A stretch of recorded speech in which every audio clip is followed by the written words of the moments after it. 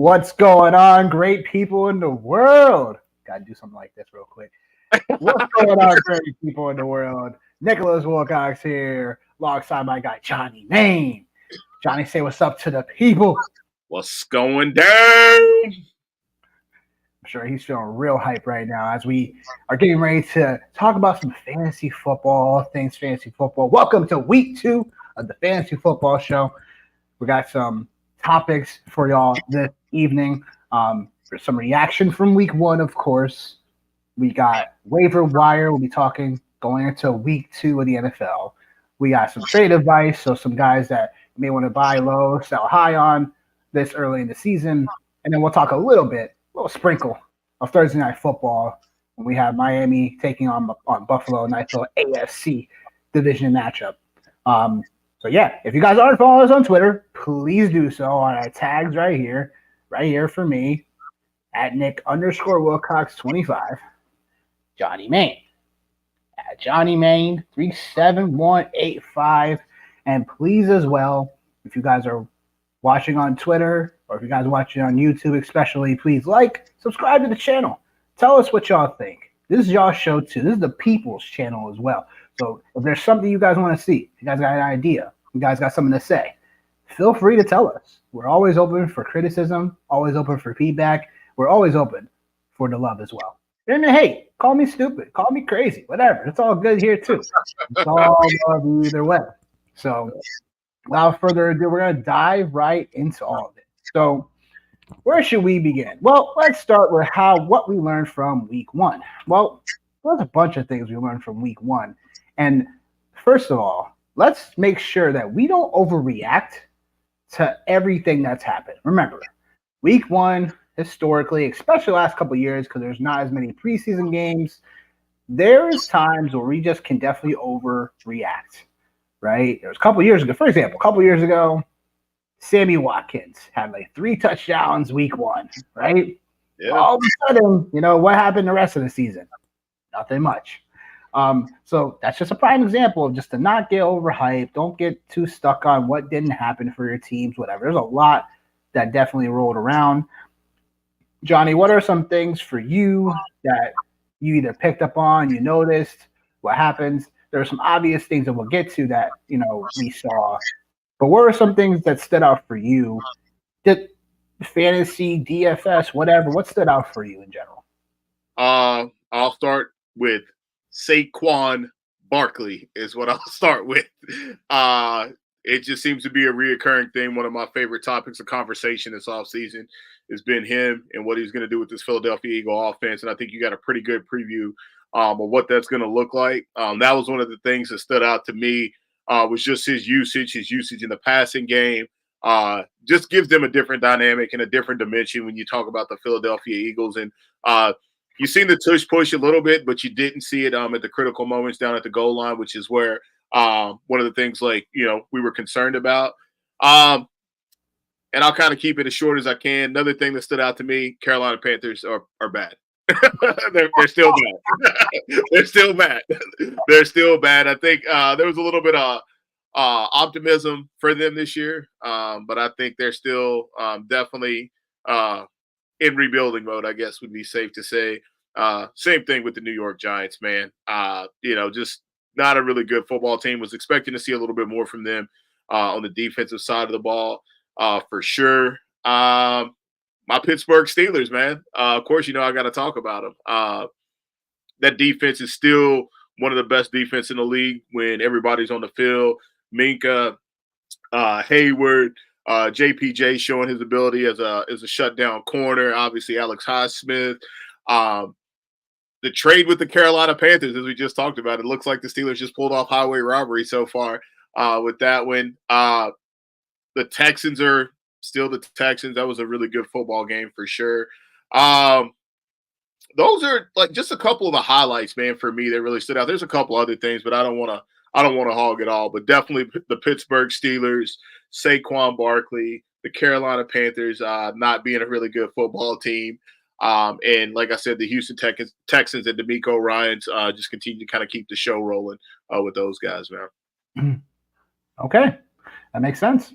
I mean, look, Barkley was amazing. And we said it, and we were thinking the same length all off season about this Barkley move. Like we've talked about how he's going to be one of the best offensive lines he's ever played in. He's going to be playing for a team full of weapons, so you can't just zero in on someone like him constantly.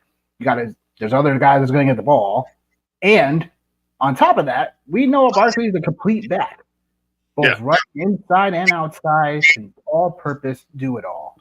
And we saw all of it game one. All of it game one. Already. So, for everyone that has Barkley, I'm not saying take a victory lap just yet. We've got to continue to grind this thing out. But so far, so great here with Barkley. What I noticed from week one, a couple of things. Well, first off, is that, Cooper Kupp is still the guy. Yeah. When Puka Nacua, was not in the lineup as well. The guy, literally, it was like 2021 all over again, Stafford Kupp. Just constant, easy, routed targets and catches. Literally winning people's weeks this week. And somewhat of a low scoring week, pretty much across the board. Yeah. That's going to happen from week one. So that's one thing, obviously, I noticed. But I think the Rams are still a solid squad, even though they lost that game. And then losing Puka Nacua for about 4 to 6 weeks, here, give or take. It's not official per se because it could be longer. But Cooper Kupp, obviously, count him as a top 8 wide receiver moving forward.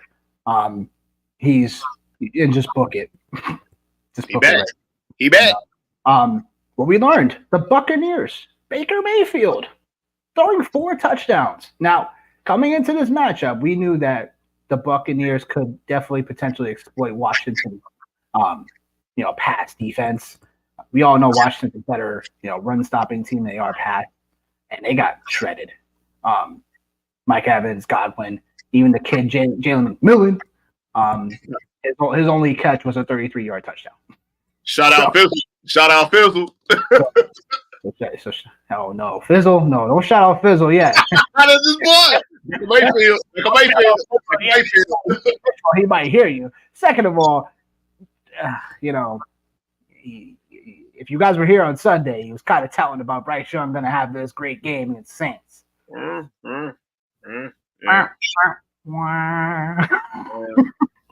call, no show. No call. You miss 100% shot. Miss 100% of shots you don't take. What we learned, Jackson Smith-Njigba might be in trouble in Seattle. I don't understand what's going on with Seattle. I think just more game plan wise, they just wanted to keep it a little bit more simpler. But even obviously Metcalf got shut down a little bit by Surtain, obviously. But the fact that Jackson Smith-Njigba didn't, get as much usage as we thought he might come out the gates is a little concerning. Along with Lockett still outworked him this week as well. Still, could be one of those things just to monitor, keep our eyes on. But I'm a little concerned when it comes to JSN. At least for the first few more weeks upcoming. That's definitely a guy I'd like to, we'll talk about, but definitely a guy I'm going to probably buy low on, but not right now. What else did we learn from week one is that, we got a bunch of different teams right now that think they are a decent team, but are they really? So we'll find out what that is as well. We also found out that not only Dak Prescott got paid, he not only whacked Cleveland on the road. That team was looking bad, and I told you. So, you did. You did. I definitely called that. We'll see if Dallas can keep it up, though. We'll find out. But I mean, that's all. Those are some of the things we just learned from week one. There's other things we learned from week one. But that being said, we got a question to get to. My guy Chris from X, appreciate the question. Who would you drop, Odunze or McMillan? So, Chris, give us some context on your roster, your league settings, because if this is definitely not a dynasty. It's definitely not a dynasty. Just give us a little bit more intel when it comes to half or full, how many teams are in your league, because that's also going to vary depending on the waivers, which we'll get to as well. But Chris, give us that insight so that way we can help you out better. All right. Yeah, so he said redraft PPR. How many teams we got? How many teams, and is it half or full? It, Full PPR 10 team. Okay. And why are you considering dropping one of those guys? I know Odunze may not play week 2, but is there someone out there on the waiver wire that you're considering? Oh, he wants to dip into that Miami backfield, Mr. Devon Achane. Okay, that's not a problem. That's not a problem. I mean, personally, just to answer your question, I wouldn't drop either one of them for right at the moment. Jeff Wilson was still seeing snaps this past week. So it's not even a given that Wright. We have to watch the Miami injury report, obviously, and they're on a short week. So we'll just have to find out if Achane and or Raheem Mostert is out, obviously. But is there other options you could drop for besides those guys? Because I honestly like holding on to a Doomsday or McMillan because of how much they can be vital for you. Especially McMillan, who, again, kept on getting more on my radar further and further down towards the end of this preseason, and then now he's really catching steam with his Bucs offense. So I got London, Waddle, Cup, and Metcalf. I mean, you're definitely good. Hey, straight, bro. You straight. You straight. You straight. And do we know anything more on Roma Dunze and the injury situation with him? I'll double check that right now because I'm not sure if he's been ruled out just yet, but I know he was dealing with so it's an MCL sprain week to week. ESPN is reporting.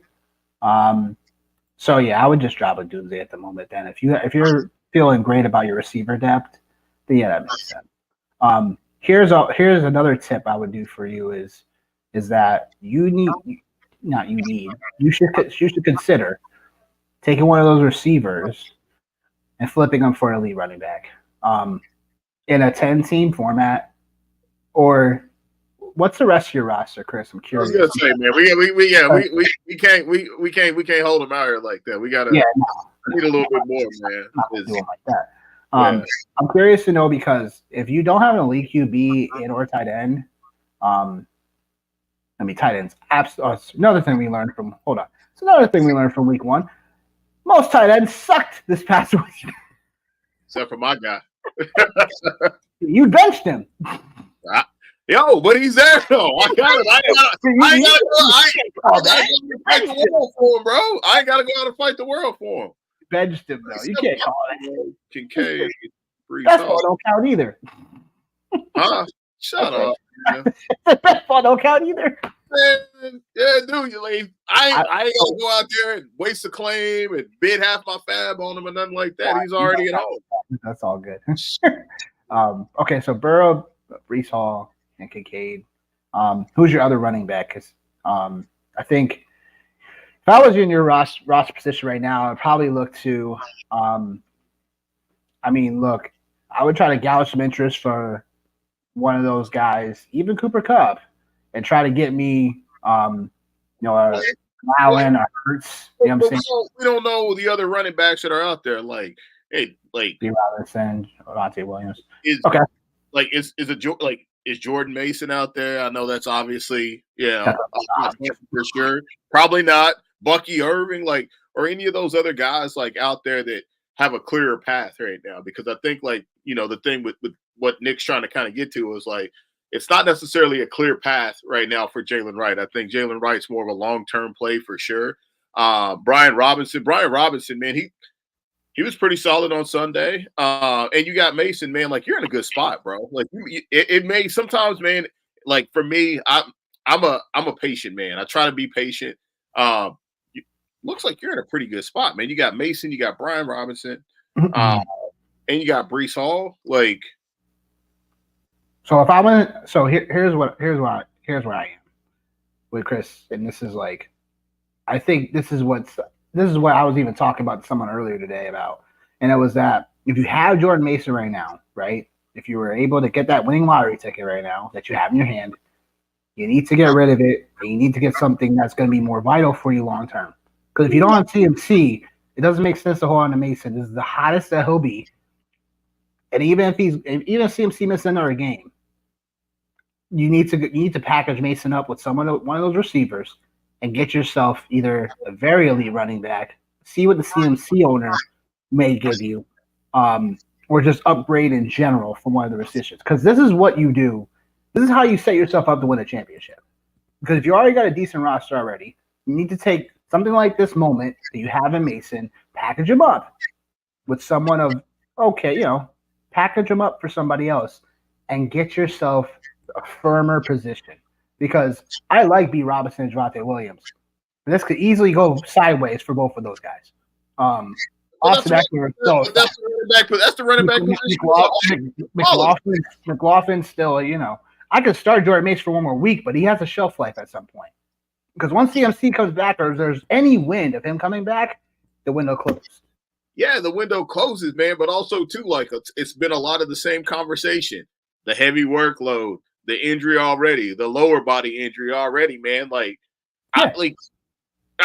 If you're gonna move him, like I think for me, if you're gonna move Mason, gouge your options. What I'm telling you. Yeah, don't make a precise move and be like, all right, let's make a move today. No. But like, if you're gonna make the move, make the move with the CMC owner, man. Like that's the best move if you're gonna make a move. I just don't. I'll put it out there. Like, I'm not 100% sold that like for the entire season that this isn't going to continue to be a thing for CMC. Like, you think it's going to be a thing? I think it's going to be a thing. I think it could be a lingering thing, and like. If it is, man, you talk about having a winning lottery ticket. Bruh just showed last night, like, and this is what it is, man. It starts off like this right here. It starts off just like this right here with, hey, having the answer to the test right in front of you, having a capable running back. And even if worst case scenario, bro, even like, just hear this. Even if worst case scenario, Jordan Mason might even be a flex play, man. Like, he might be a flex play. He might be somebody who gets 8, 10 carries, and depending on the style of play for the 49ers, if the 49ers continue to play like that, there absolutely could be some games where they're up big. And if you're up big, then, hey, man, again, like, why would you want that guy out there in the middle of the field on week 6 just to give him 25, 28 touches when you have a capable, competent back that you can give 8 to 12 carries a game? I'm not going to knock your logic on it. It's more about, for me, it's understandable because obviously if we really think CMC is going to be constantly dealing with this injury, yeah, it would make some sense to do. But again, it's a very tricky situation where it's a very delicate situation, I'll just say. Because, in terms of, we'll just get right into the Bible so highs. Because Jordan Mason to me is a sell high right now, and it's just because it's not because that he's not a good looking workhorse back per se, because that's what he definitely was last night. It's more about what can I get for him right now. Depends on your league. Like, what are how slow is it? Your league just snail paced? Doesn't want to make any moves right away or anything in that matter? Or are you able to take something like this and make it a great moment for yourself and put yourself in a better position than you were yesterday? When he talked about Burrow, and he talked about he has Burrow, and then he said the CMC owner had Stroud. Like, I don't see so much of a difference. Like, I can understand why there's interest for Stroud right now, but in a 10-team format, I just don't see too much of like a leverage there between the two. Like, Stroud doesn't run either. So that's where it's like, for me, like, I want a running quarterback. Like, I would find a way to see what the Hurts owner has or the Allen owner has, whatever. Just look around your league and really find out like what people may need, especially as CMC owner. I think tight end, depends on what the tight end position looks like. Can only go so far. But it's more about the reason why we highlight the 1D position so much, the QB tight end, positions is because those are positions that if you really get to the elite of the elite in that position, you can really go far and separate yourself on a weekly basis. But yeah, Chris, if you got any more stuff, let us know for sure. But yeah, going right into the buy low, sell highs. What I got is a couple of guys that I think we are definitely like. There's going to be some guys on this list that we're overlooking, and these guys have to be acquired with the right price. First guy I want to talk about, and it would be crazy if he's a buy low, but it's like more of like a buy high moment.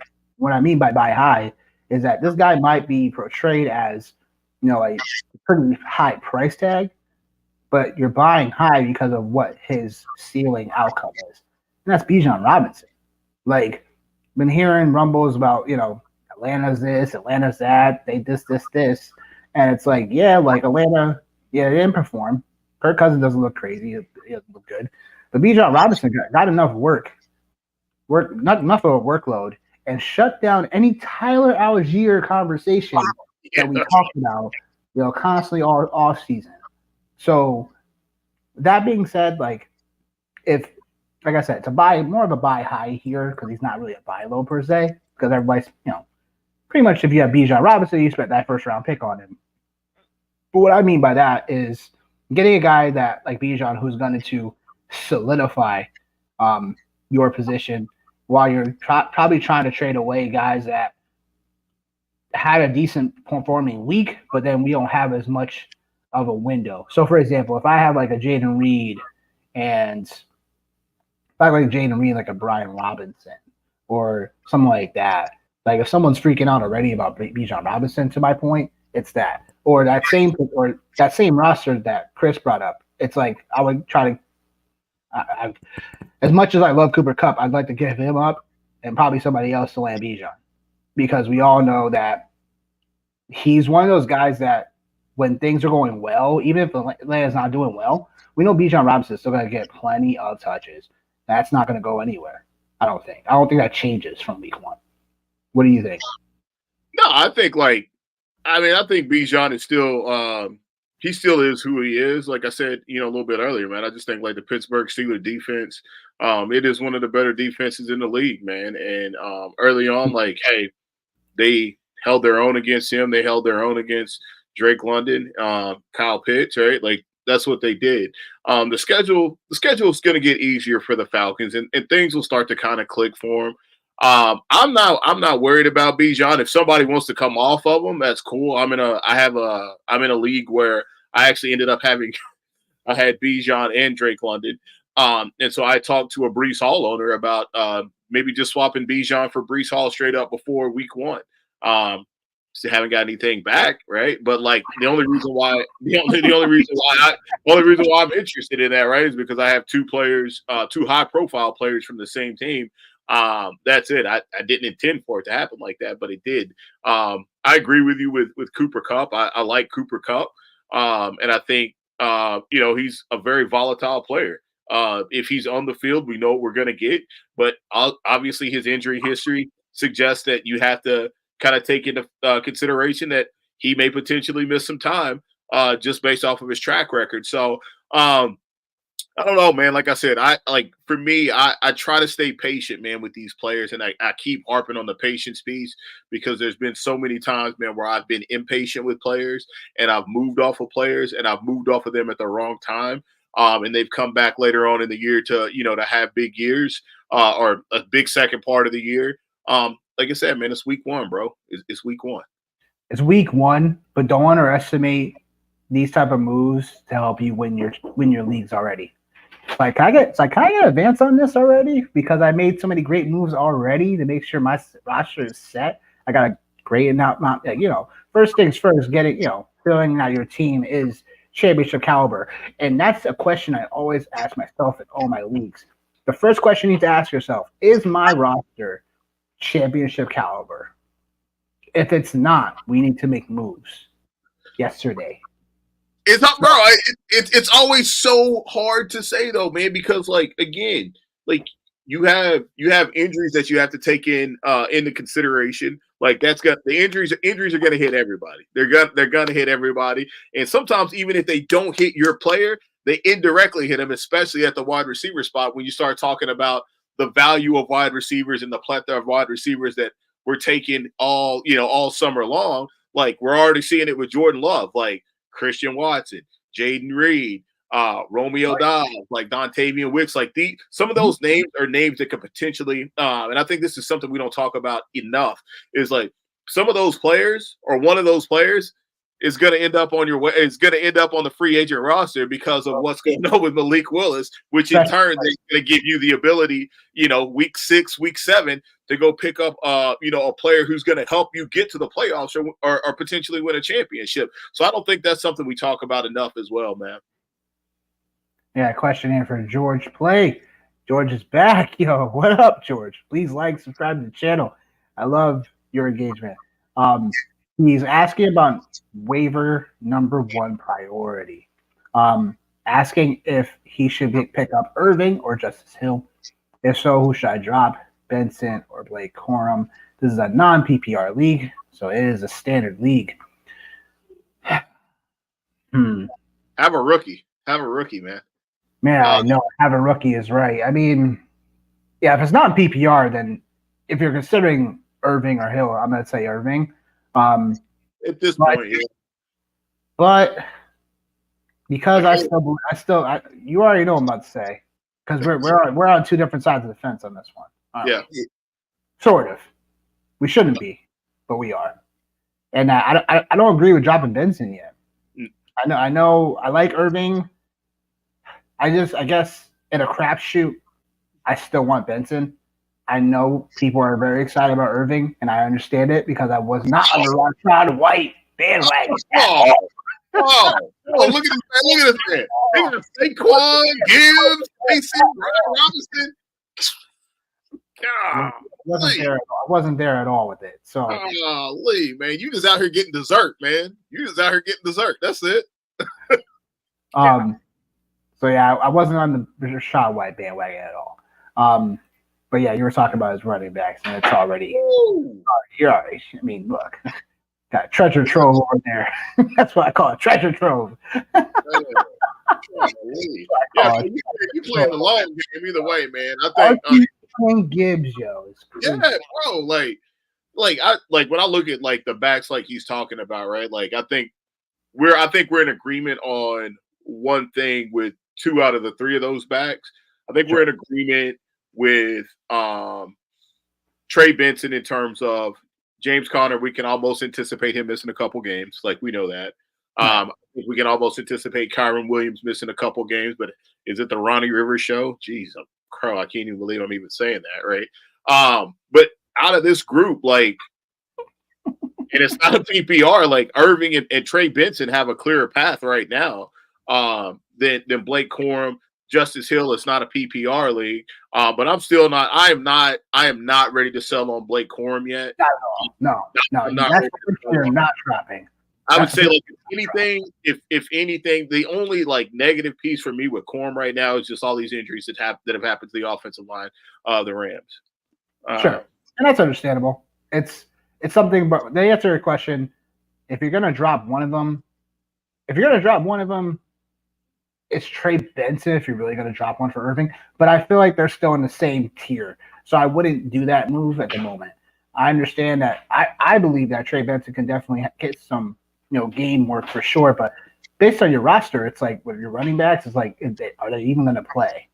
So my extra advice for George, because he has all these running backs, make sure you're grabbing an elite receiver now as well, because in a standard format, you want to make sure you have opportunities to score with your receivers for sure.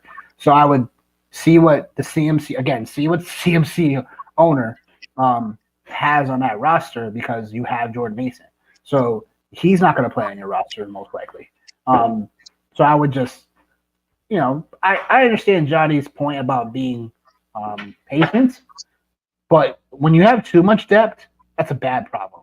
Yeah, that's a bad problem. It's a bad problem.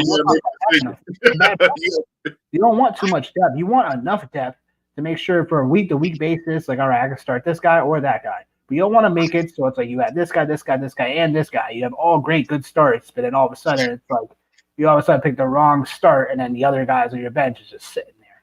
So that's some extra advice for George. Matt Kick. Hope I said it right. Sorry for it, bro. Asking for any moves in a 12-team PPR. He's got A. Rich, ETN, JT, Nico, Cup, Ferguson, Cooper. He's got Hollywood, Coleman, Corum, Dowdle, Sealaw, Mitchell, Vidal, Chubb, and then waivers is Parkinson, Bigsby, and Lassard, and then Buck. He also had Bucky Irvin there too. Considering Keon at the flex for Amari as well. Understand, man, because that Browns team looks like doo. Who's Cleveland playing this week? Who's Cleveland playing this week? Let me see here. But to get to the roster question, yeah, I don't know. I mean, look, that's a great waiver for Parkinson. Great. I think Parkinson's going to be a decent threat as well for this Rams team, because I think people are laughing at the Parkinson signing where he got like 3-year, $18 million deal or something like that. May have got the contract figures wrong, but he got a decent bag to be the starting tight end. And now all of a sudden, you know what I'm saying? Now no Puka Nakua. You know what I'm saying? There's got to be someone else that gets the ball too besides Cup, DeMarcus Robinson. So Parkinson, believe for him, I pulled him up real quick. He not only had a decent week, but his usage was definitely out there. He had 5 catches, 47 yards.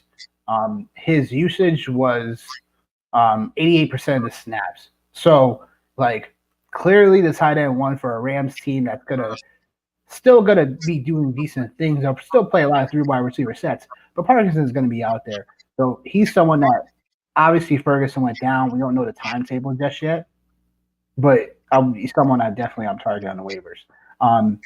So for a start sit for Coleman for Amari, I'm not ready to bench Amari just yet. I know the Cleveland offense looked really bad. But Coleman, I need him to Josh Allen still didn't throw the ball enough just yet. So we'll find out, but I don't want to find out while starting Coleman. I would still want to bench him and find out, because I still want to play my guy, Amari Cooper, and really find out what's going on. But yes, Tyler Higbee role for sure, bro. But he's more talented than Higbee. Well, so, one of the problems my man got here is that I'm looking at his roster. He's so invested in the Colts. He's got JT, because look, we would be Adondi, man. He had there were some plays that were left on the field, for sure. What? Adenine Mitchell. Adenine. Don't be disrespected. Yo, the brother can fly, and he left some plays out on the field, man. He left some plays out on the field. I think that's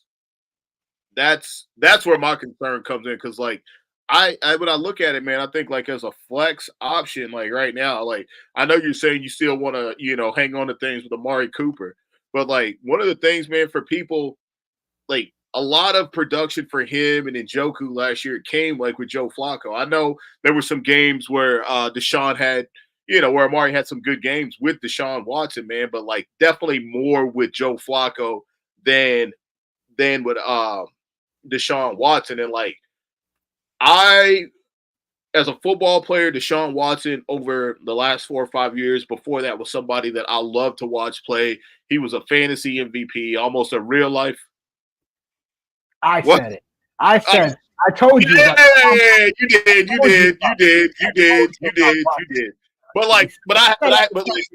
yo, bro, I don't have any shares of Deshaun Watson or Amari Cooper. No, I'm not on that, man. I'm not on that. But I don't know, man. It just looks Amari Cooper can still be wide receiver 1 and still get decent weeks here. So I'm not ready to go for 145 yards, and it's like, yo, like what? Like he just had 9 targets, like Matt was saying. So it's like I'm not ready to bench him just yet. Like even on a Cleveland team, they still want to throw the ball. They still want to go vertical. It might not be the prettiest thing in the world, but we don't care about that. We want production, and I think Cooper would definitely do that for us right now. Not and as far as a start sit thing, like it's more of for me, it's like just keep on starting Cooper until he really unless it's like really starting to get really bad, like then it's something to consider benching. But like you were talking about, keep playing him until it gets worse. Until it gets worse than what it did on week 1. Yeah, not really. Just give it another week at least. You said patience, right? Yeah. So that should tell you something. If I'm ready to jump on this, man, that should tell you something, bro. I think it's really throwing the towel at Cooper because Cleveland still wants to throw the ball more vertically. They still want to get the ball to his hands. So I give it a couple more weeks and we can reevaluate it. But I think for his roster, like I understand what you're saying about the Colts correlation, but I mean, look, I get it. I do think that as far as like a Richardson JT thing, that does kind of lower your ceiling, but it does greaten your floor on a weekly basis. And then Adonai Mitchell, if he caught both those touchdowns, we'd be talking about him as one of those guys to be, one more waiver wire claim, whatever, stuff like that type of thing. And that'd be interesting, but we should still go get him anyway. But moving on, we got waiver wire to talk about anyway, so we're gonna jump right into that. We're going to look over some of the players. We're going to be using Sleeper to look over the players that are currently available for waivers. If you had a fab, you guys have questions on either one of those as well, we'll look to get to that for you. We're going to definitely pull up the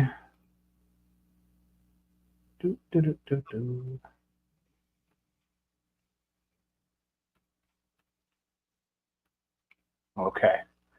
So look up trending players. We're going to find out what's going on. We'll start at quarterback. So start at quarterback. Oh, look at that. Watson.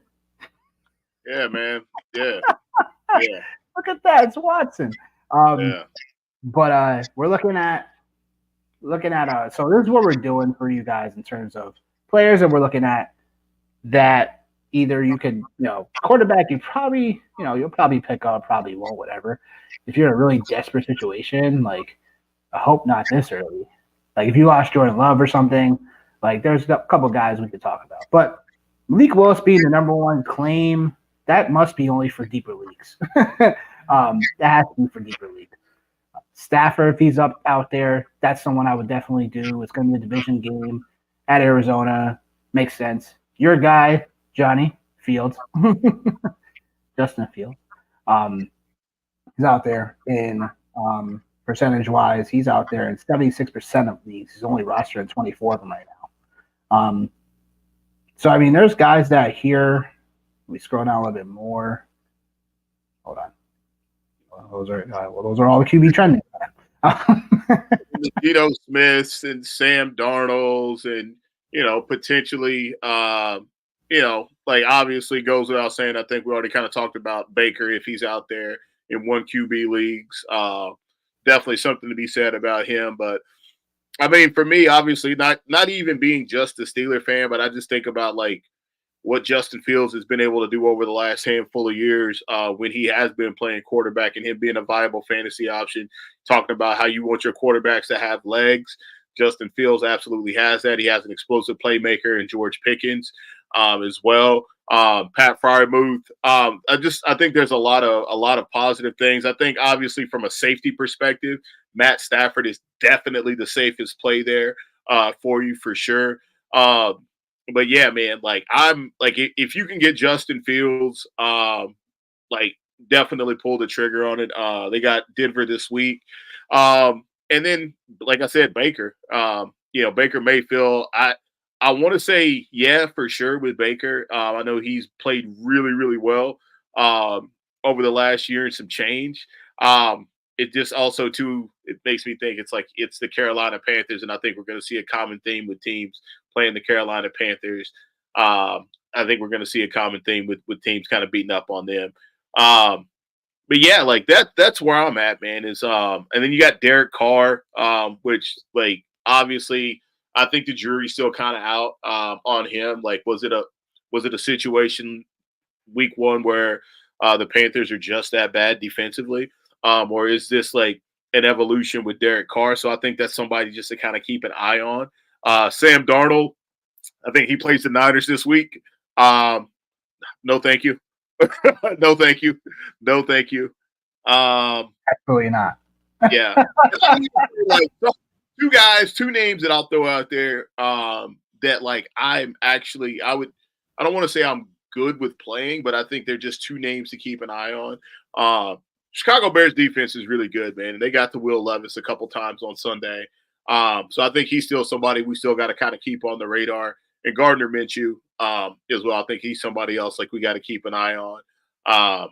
Not saying that these guys are plays, but like I think those last three names are just names to keep an eye on and just kind of watch how they progress. But yeah, my guys this week: Justin Fields, Baker Mayfield, if he's out there, Matt Stafford. Those would be some guys I would look at. Yeah, it makes sense. I mean, Malik Willis maybe in a deeper super flex format makes a ton of sense because he is most likely starting this upcoming week. But yeah, like if you're in a bad spot QB wise, like especially in a deeper league, like Fields probably is definitely the guy that I would like to have. Stafford for sure if he's out there, but based on these percentages, like wouldn't want to start Darnold, but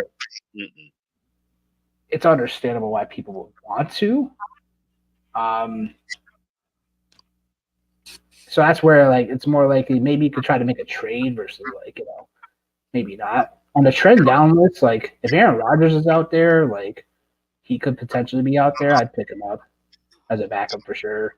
But other than that, I mean QB wise, it's like there's only so much right now for QB because most people either have a backup quarterback that they like, either if they dealt with an injury.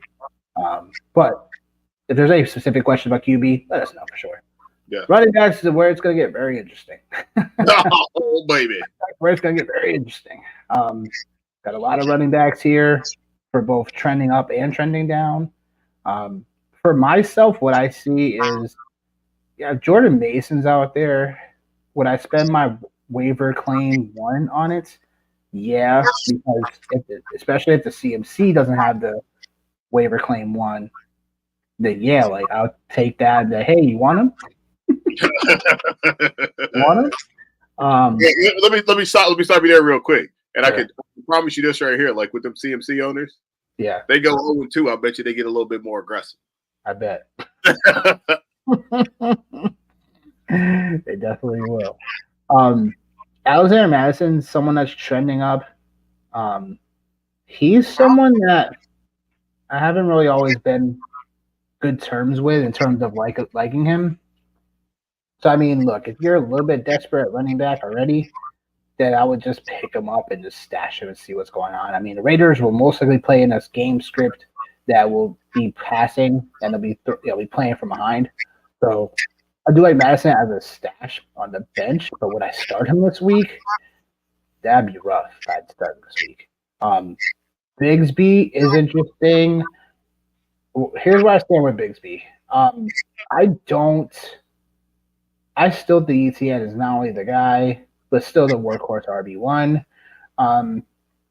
There was a lot of talk in the offseason about ETN getting more breaks in between and not getting so much of the workload. But if something were to obviously happen to ETN, then yeah, Bigsby obviously would be that. So that's the reason why you would pick him up. But other than that, he's not someone I would send a waiver claim 1 on. I would potentially wait for if either for a fab budget or if someone just didn't pick him up at all. I just like to see if I could scoop him up real quick and see what's going on. But as far as this list goes, Johnny, I'm sure you want to talk about a few guys, so I'll leave you up to it. Yeah, I think for me, like looking at the trending up, I think obviously Jeff Wilson is somebody you have to take into consideration. I think it even liking Jalen Wright, loving Jalen Wright as much as I do. Shout out UT. Like Jeff Wilson is probably going to get the run right now simply because he's the vet. He knows what's going on. He knows what's going on. And he in limited roles with the Dolphins and with the Niners, he's had some moments. So I could definitely get behind that. Oh, sorry. No, you're good. I could definitely get behind that for sure. Like I said, Bucky Irving. I wouldn't waste my number one waiver claim on him, but I think he's somebody who is going to have a role in this offense, and he's going to be a runner for them for sure. So I dig him. And Justice Hill, obviously in a PPR format, Justice Hill is going to get work. It's already been documented. It's been out there. If the Ravens are behind, they're not going to have Derrick Henry on the field. I think there was even a quote that came out that said, we didn't bring Derrick Henry here to be that guy that touches the ball 30 times. I think when you think about those guys, they want him to be fresher down the stretch. So I think him. And then when you talk about running backs that are trending down, Rico Dowdle, somebody I drafted really late. Again, what's your name? Yeah, that's my again, man, very early in the year, right? Very early in the year. So we want to see how Zeke holds up over the course of the year. But Zeke looked fresh. He looked explosive, against the Browns for sure. So what'd you say? I said it was game one. It was game one. We got to keep each other balanced here. It was game one.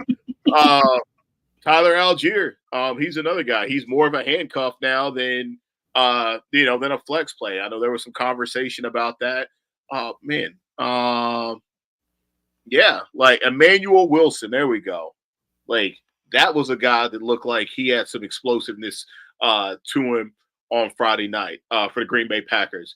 That guy, he had some moments and he had some runs where he definitely looked pretty solid. I don't know what that's going to look like now, obviously, because the threat of Jordan Love and the passing attack no longer there. Obviously, if Matt LaFleur is able to work miracles with Malik Willis, man, good God Almighty. But yeah, those are yeah, right. That's why I said if he can, good God Almighty. I think there's that and Zach Charbonnet, obviously as a Ken Walker owner, or someone who has Ken Walker rostered. This abdominal injury, these things popping up continuously for him. Obviously, we've seen him do something in the passing game. And you talked a little bit about Seattle earlier on. I just personally think, for Seattle, they just came out and they tried to establish this new version of themselves, and they had to get back to who they were and have some balance. And I think, the more balance that they're going to have, I think it bodes better for them. So I'm not necessarily I'm going back a little bit. I'm not necessarily freaking out about JSN yet. I just think they have to take more of a balanced approach. And it's not just going to be this gunslinging mentality that we thought it was going to be in the off season. But I do think there's still a lot of production to be had there in that wide receiver room. But those are some of my takes, man, on running backs. Cool. I think there's some guys on the trend down list that we should not be dropping. Corum, we just talked about earlier. We shouldn't be dropping him. We should be patient with that, just to see if anything were to happen to Kyron. Obviously, he'd be the league winner, just based on his profile, what he did in Michigan and stuff like that. He would be the guy. I agree with you, Rico. I think we need to wait it out, a little bit if you can on your benches.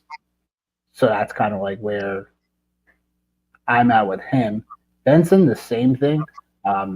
If we can be a little bit more patient with him, that'd be something that I'd be on as well. It's crazy that Javonte Williams getting dropped in some leagues. That's kind of wild. But like we talked about, bro. You're gonna see some people in your leagues, man. Yeah, and they're gonna get spooked early. And I love playing with them cats, man. I love playing with them cats. That's grandma league mentality right there. I love it. And then Vidal is someone, along with Edwards, is that if these are guys you could hold on to just wait and see what happens, that'd be something I'd be on about. I think Marshawn Lloyd's the same thing. Obviously, Jacobs looked pretty decent against the Eagles on Friday, but I still think he's to hold on to. it's like there's like clearly there's talk. Achan and Mostert missed practice today, so yeah, like look, like Jalen Wright should be definitely somebody that I don't know why he's not here. Maybe I Well, tried to. while you're looking at it, like the other thing to call out about some of these guys that are in these third running back situations. Oh, I know somebody else we missed. It's not on this list as well. But the thing about some of these guys We'll get there. in that third running back spot is like all it takes is one guy to get hurt for running back 3 to now have a role to play running back 2, and we've seen it like for forever and a day that sometimes that third guy is more explosive and brings more to the table than running back 2. Ray Davis is another guy that should be trending up based off the injury. Like he's another guy, man. He's a guy I've got a ton of that he should see some work on Thursday, just based off the quick turnaround. So he's not here, but yeah, Ray Davis is someone definitely hold on to for sure. With talks about Tyler Johnson not participating in practice, like that's someone to keep just monitor on right now.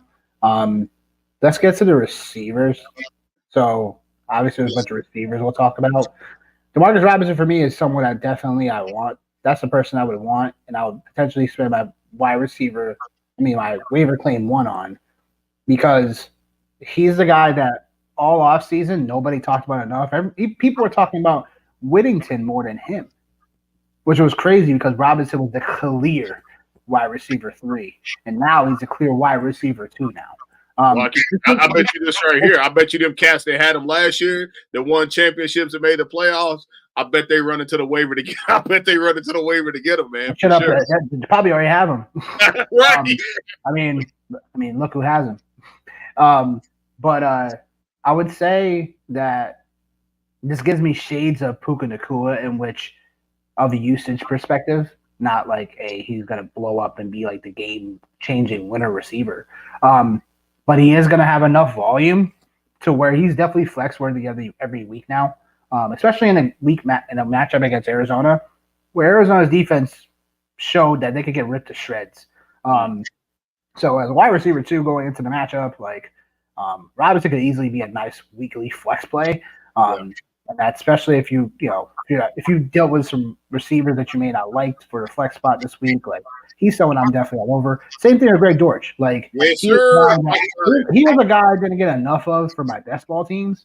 But Greg Dortch is one of those guys that he has chemistry with Murray, and he's one of those guys that you could just plug and play, but you shouldn't have such a high expectation on. So he's more of like a floor play than he is a ceiling play, which is not bad, but it's also like it's more of like a deeper league perspective, Greg Dortch, because I want guys that if somehow like Sean Williams is on my waiver wire, like but Greg Dortch though, man, in order to get to the ceiling, you gotta have a floor to get to the ceiling, baby. You're still out there. That's crazy. That's wild. You know what I'm saying? I think people are getting spooked on Deontay Johnson, who's getting he's one that people could sour up. He's still available in only 50%. He's only available in 50% leagues, but it's like, let's not get spooked about it. This is what I'm talking about, the overreaction. Devontae Wicks should not be getting dropped right now. He should still be on rosters right now. And then Adonai Mitchell, that percentage should be up, even though it's 61%. Like, that should still be higher. Yoshavas, someone that we talked about before the game started, week 1.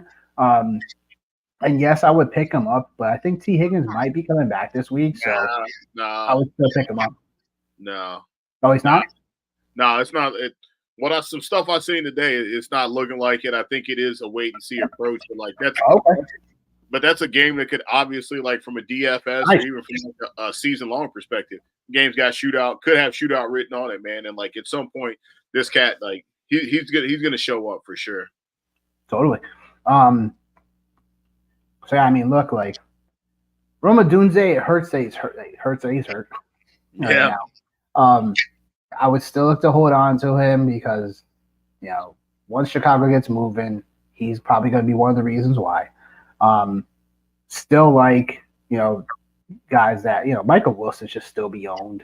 The fact that he's only owned in 18% of leagues right now is criminal. So I think people are a little maybe not in love with his usage, but he should definitely be owned for sure, Michael Wilson. he's someone that you could probably get after the waivers are over. Yeah.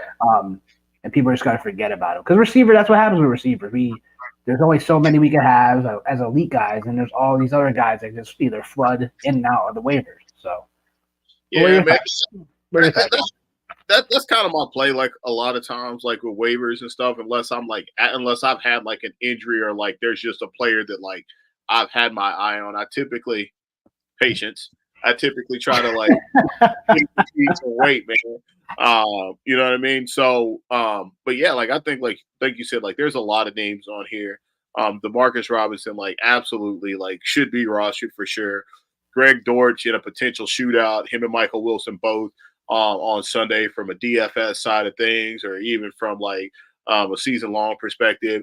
Told you people are going to start to get spooked about Dontavian Wicks in that situation. So that's absolutely a play for later on for sure. Yeah, man. I'm cool with the players that are trending up, and like I think you probably hit the nail on the head. So I won't beat a dead horse, but you're right. Like you could with receiver, you can slide in and get some of these guys as flex plays, right? And like the thing, like you got to be thinking about as an active fantasy manager right now already. What is it? I feel like bye weeks when they start, like week 4. Week 5. Welcome. So I'll be Tennessee will be on by that week. Who else will be on by that week? But either way, right? But you already you have to start anticipating and preparing for bye weeks because bye weeks are right around the corner. And you marry bye weeks with injuries.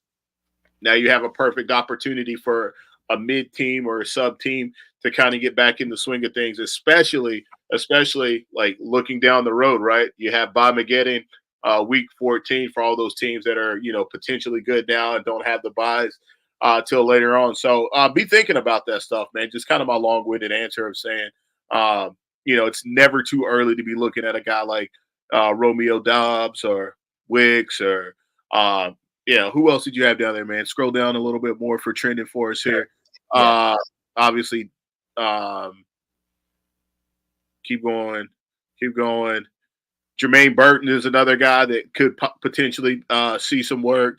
Khalil Shakir, like again, man, obviously has no business being out on the waiver.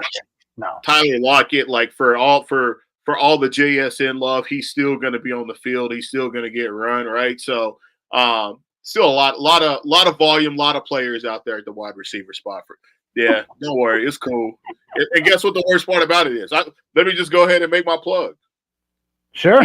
That number's probably going to get even lower after JPJ puts him on an island on Sunday. Like, the number's going to go even lower. So, like, there's a perfect buy low candidate for you already for week 3. I want to go ahead and man. I got for week 3, you said, folks. Yeah, because JPJ, man, don't get me started. JPJ, Joey Porter Jr. Okay. All right. In the National Football League, and people go on that island and they don't leave. Oh boy. Okay. One more thing we gotta say. I think Darnell Mooney is someone we need to roster. He's clearly the wide receiver 2 in Atlanta. And I know Atlanta's having their problems, but Mooney played 100% of the snaps this past weekend. He's on the waivers. I would just stash him and find out, like, when Atlanta gets more hotter, does Mooney do the same thing? So that makes. I'll take this one right here. Please do. Step on up to the plate, kid. If Isaiah Likely's there, bro, do it. Do it. Outside of the monster game, obviously, right? Like some things like I really paid attention to in that game. Just because he was like my break glass in case of emergency tight end in drafts. If I didn't get a chance to get him later on, I was pretty pissed. I think you actually beat me to him one time, and another guy did in one of the other leagues we played in. But one of the things that stood out for me, and this is parallel to the passing game, is like what he was doing out there in the run game. And I think for what the Baltimore Ravens are going to want to be and what they want to do, like they're going to want to run the football. And so having an extra blocker on the field who can do the things that he can do blocking and obviously what he can do in the passing game as well, I think we're getting to a point, or we will get to a point with Isaiah Likely that it's just going to be really hard to ignore his athletic ability and what he can do when he has the football in his hands. Mark Andrews, we got to remember, guys, like he's coming off of a broken leg, broken ankle, fractured ankle, whatnot. Like the explosiveness might not be there for him. With Isaiah Likely, we could see the explosiveness was there. And even if not, right? Like even if not, like for the lack of tight end play that like we got for week one, like Tyler Conklin was somebody that I had looked at tight end. Pat Fryermuth was somebody that I had looked at a little bit later on at tight end. There's a lot of guys that like we looked at, Dallas Goedert, players like that right there that we looked at tight end that didn't necessarily deliver for us. And like, yeah, maybe they might be on the field more or be the primary guy in that position. But I think it's getting pretty close to a point, especially if you're in a dynasty or keeper league with Isaiah Likely. Like this is a kid that like I think there's a lot of really, really big things in the future for him with that run game, just because of what he did as a blocker. You go back and watch that film. There were a couple times, man, he was just flat out laying people out. So I think it's just hard. It's going to be hard to keep him off the field. So I think you will see a lot of 2 tight end sets with the Ravens. And even if not, right, like they know they can keep Mark Andrews healthy for the first part of the year. Obviously, getting down towards the end of the year, obviously they could utilize him in that fashion. But like if you got a question at tight end or you got a hole at tight end and this guy's available, go get him. Like go get him. Because worst case scenario, he's going to be like every other tight end, 4 for 40. Best case scenario, he could potentially give you what he gave you. Or what he gave everybody on Thursday night. Yeah, I mean, I'm about it. I mean, like Likely's a really talented, specimen, like, to put it bluntly. And can we expect something like this as a ceiling outcome? Yes. As a floor, I'd be curious to see what the floor would be for it. Because once the Ravens get their offensive line a little bit more in check, I'm not going to say Likely doesn't have that ceiling ability anymore. I just think that there's a couple of things that are happening. I think people are over, they're overreacting right now with Andrews because look, the guy was in a car accident a couple weeks before the season started. He still played a majority amount of the snaps, so I wouldn't necessarily worry about Andrews. He's someone I would actually buy low on right now, for the simple fact that we know once he gets rolling, Lamar loves to look for him, chemistry wise. So that makes sense. I mean, when it comes to guys that are trending right now for tight ends, Parkinson's a guy that I was really a fan of before the season started. And now I'm even more of a fan now because of the offense that he's in. And now Puka Nakua's out. So there's going to be a little bit more usage to go his way. Again, he played 88% of the snaps. He had 4 catches, 47 yards. Like, that's, basic, neat, decent tight end level. But now, can we expect a little bit more now? Especially if you lost Ferguson, especially if you lost Njoku to injury, like, or you're not satisfied with your tight end room. Like, he's someone that if he's on your waivers, you definitely got to grab him because that's someone that would be the guy. I wouldn't necessarily put my waiver claim 1 in, but he's someone that if I'm hurting that tight end right now, he's definitely someone I would want. Taysom Hill, I mean, he's available about half of, sleeper leagues. Like, I would definitely take a flyer on that for sure.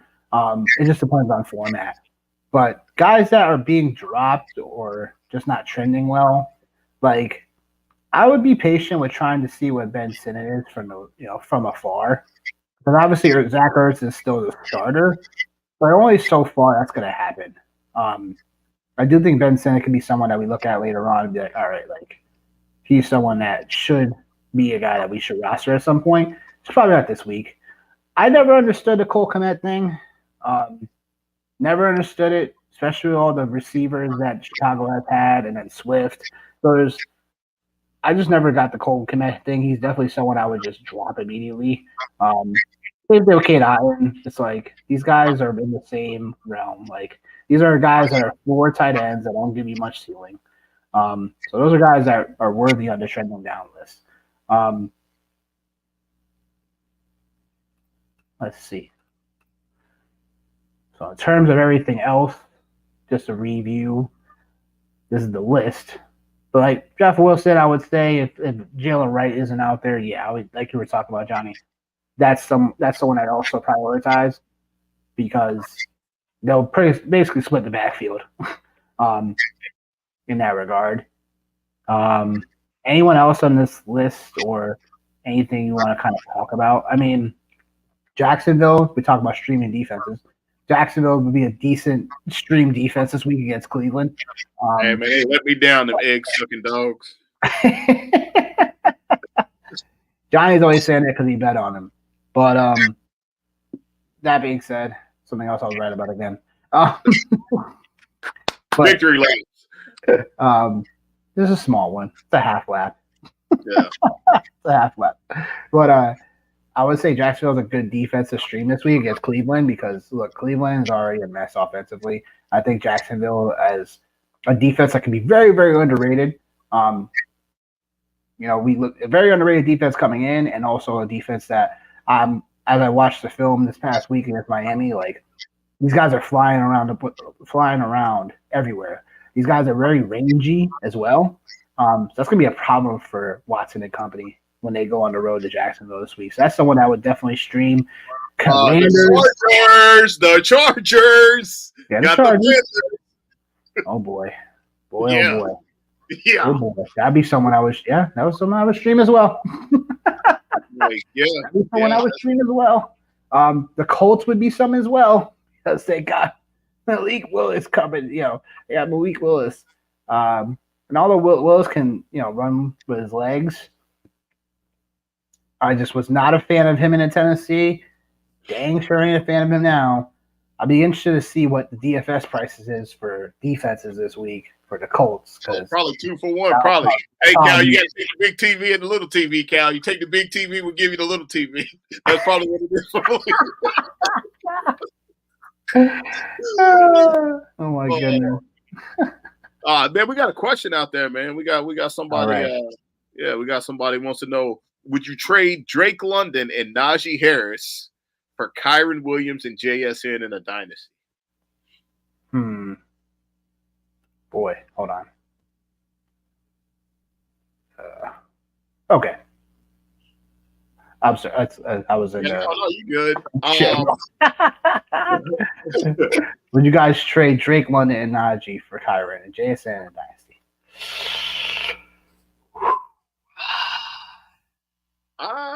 No. I was about to say, like, I would say no, man. I wouldn't do that. The only reason why, because I just need to. JSN needs to just show us something, a little bit more of something. But I still wouldn't do. It's a tough question. it's a good question, K9 for sure. But I would say because Drake London still, I know redraft wise we drafted him really high. But Drake London should be still the guy that, when push comes to shove later in the year, like we definitely still want on roster, especially in Dynasty to build around. I think London is still capable of having a phenomenal year. And JSN could still have a decent, breakout year. I'm just still a little concerned now because Geno Smith he's still like not one of those QBs that are going to constantly lift up his offense. It feels like it's always like Seattle's going to probably play in these games where they're like winning by only 6 points. They're not going to try to blow anybody out or whatever. It just feels like if you're playing Seattle, you always have a chance to hang in the game. I'm gonna take a little bit of a different approach, than what you have. Only concern for me would obviously be like Najee and contract situation, which hopefully they get that squared away. But like if they do get that squared away, the Steelers are investing in their offensive line. They're investing in a young, tough, run the football offense. Drake London. Any chance this guy gets to talk about the Steelers? I'm gonna take it. And then like for Drake London, this like very similar situation. The Atlanta Falcons have invested in the quarterback position with Michael Penix and obviously with Kirk Cousins. So for me, like when I'm thinking about like a dynasty situation, like the Seahawks are not in a position as of yet that they have invested or had the ability to be able to invest in a young quarterback to be able to pair with JSN. Obviously, the Rams, their unique situation, and how McVay, how he just runs his shop. You never know if they're going to push all the chips to the table, or you never know, hey, like if they're going to take a more traditional approach and try to draft. So those are kind of my takes on it, man. That's word. So, side note, Colts defense is 3,300 at DraftKings this week. Sounds like a lock and play, baby. God, man. I'm gonna be up till 11 o'clock at night tonight, just freaking out, like already trying to prep for this already, man. Don't prep too early. Don't prep too early. Oh, man, I'm a mess. Don't prep too early. I would say if you're in need of a running back for sure in Dynasty, like I'd be curious to know what people would think about Jerome Ford's price right now. For sure, he'd be a guy that's like probably people are still somewhat iffy about, even though he had a decent week 1. But for a Dynasty perspective, like just to get you through a decent part of the season, like right now, he'd be great, depending on what that owner might have. Trying to think of another guy for you for Dynasty for running backs. Top of my head. I mean, look, same thing. Javonte Williams, I'm willing to take the gamble on as well. I'd be willing to take a gamble on that and Brian Robinson, both of those guys, because look, in Dynasty format, like I think people are still not weighing enough into both of those guys because people are freaking out about both of those guys in redraft.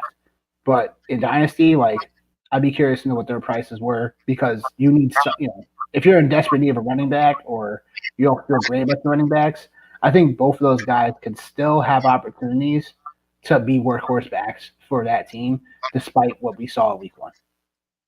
Well, it's funny you bring up those two guys' names in Dynasty because I have both of those two guys along with Najee on my Dynasty team, man. So, yeah, like that was my intention with drafting Ford was like, hey, man, like, what's the worst that can happen, right? Like, what's the worst that can happen? All right. Kamara. Shout out UT. Man, I love this. I love the fact that I get to just shout out UT. Shout out Pittsburgh, man. You know what I mean? AK, baby. I love it. Love it. Good Lord. Yeah. Going back to the buy low, sell high, is there anyone you're thinking about that you might want to sell high on right now, Johnny? Not off the top of my head, man. Am I like sell high on? Because like I think to your point earlier, man, like there weren't too many players that just had like blow up weeks, and like the players that had the blow up weeks, like the Josh Allen, Tyreek Hill, Isaiah Likely, like right where I have them at. Maybe J.K. Dobbins, and maybe I could be way off base with him, but like I'm still a little in the skeptical zone of him in terms of what it looks like for the rest of the year. But like, yo, man, it was cool to see, man. Guess where he finished? Oh, on the week last week. Go ahead. He was RB4. Yeah. I mean, like if I like, I told you he was gonna be one of those guys that could break the slate. Or either the Raiders are one of those teams that happens. But anyway, like okay, Jonathan. He might be Achilles. Yo, he might be one of those guys that might be sell high, right? Like he might be. Oh yeah, definitely. You know what I mean? Like he might be a sell high guy. Like I said, Josh Allen. Yeah. If I have Dobbins, I'm gonna wait one more week because I would love to find out if he's definitely the workhorse or not. Because week 1, like we were talking about, we can't get too over crazy. He only had 10 carries, but he had 135 yards, and then he had 3 catches. So we can't get so overwhelmed. But Carolina this week, like we should definitely find out if he has. Oh man, how much? Yeah, there we go. See, also they have a bye week in week 5. So yeah, if he does great against Carolina, and if he's still on your waiver wire, he's still available in 42% of sleeper leagues. I would pick him up for sure, and then see what he does because if he goes up against Carolina as well, that's a great sell high moment for sure. Because then he plays your boys in week 3. So you already know what that is. Right. So that's where it's like, see what happens. But that'd be someone for me. I think there's a lot more buy low opportunities than there are in sell highs right now. clearly, like, we're talking about guys that we want to sell high on. Like, it's like I'm in the camp of both buying low and selling high on Jaden Reed because there's no love for the next like 3 to 4 weeks at least, and I know Reed's going to be one of those guys that get the ball a lot. It's just now his ceiling is not so high, so I could see both points in buying low and selling high on Jaden Reed because you may want to grab something a little bit more certified, a little bit more solid. Then overall, just like, all right, like, let's just rock with Jaden Reed because he's a baller, because he is. Yeah. But it's one of those players that I'm like, I want to sell high on if I have the right deal, but also it's like I don't want to sell low either. But yeah, look, like, we had a lot of fun tonight, right? Man, I was almost ready to go to sleep, man, before you hit me up, man. I was had ice cream with the kids, man. I'm like, it's a Tuesday, damn it. Jeez. But yeah, Thursday night preview. Wanted to go over that real quick for just for observations. Like, we talked about already that jeez, talk about me now. But talking about Miami versus Buffalo is the AFC East matchup for Thursday Night Football.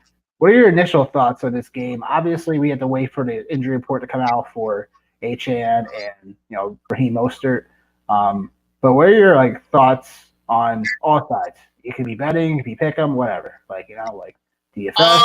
What do you think? What do you feel? Initial thoughts. If you want more from Johnny specifically, from either of us, whatever, DM us your questions about that. But Johnny, tell us what's going on. Man, I think again, one of the takeaways, man, I have is Josh Allen. Like, I didn't draft him in any leagues in our draft night out draft. I actually took Jalen Hurts. I took Jalen Hurts over. It's fine. What? That's good too. That's good too. I got Barkley. Oh yeah, but I did get that dub. We ain't gonna talk about that though. Yeah, but I got the dub in the other league, and we're facing each other again in the Cookout League this week, buddy. Yeah, well, one of us straight.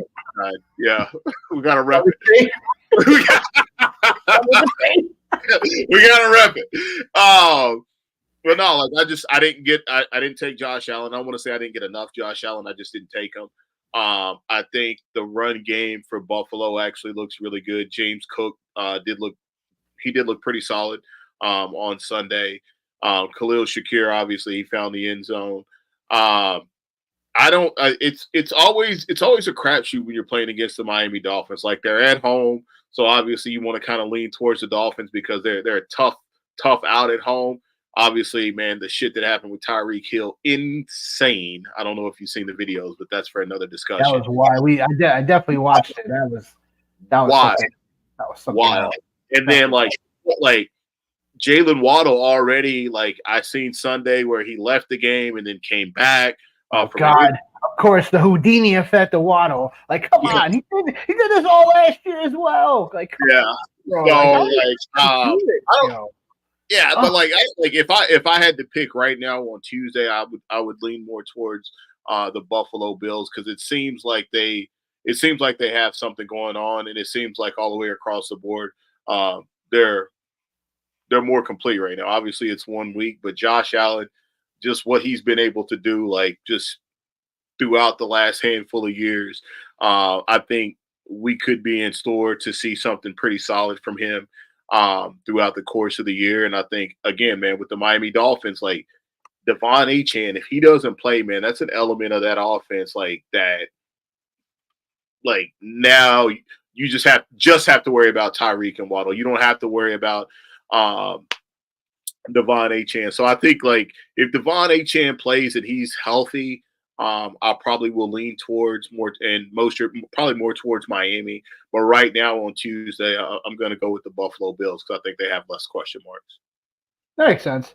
What do you think about the spread right now? The spread and the over-under. I just looked it up. It's currently over-under is 49, and then They have right now. Miami's a 2.5 favorite right now at home. Okay. Right. Intriguing, right? Intriguing. Yeah.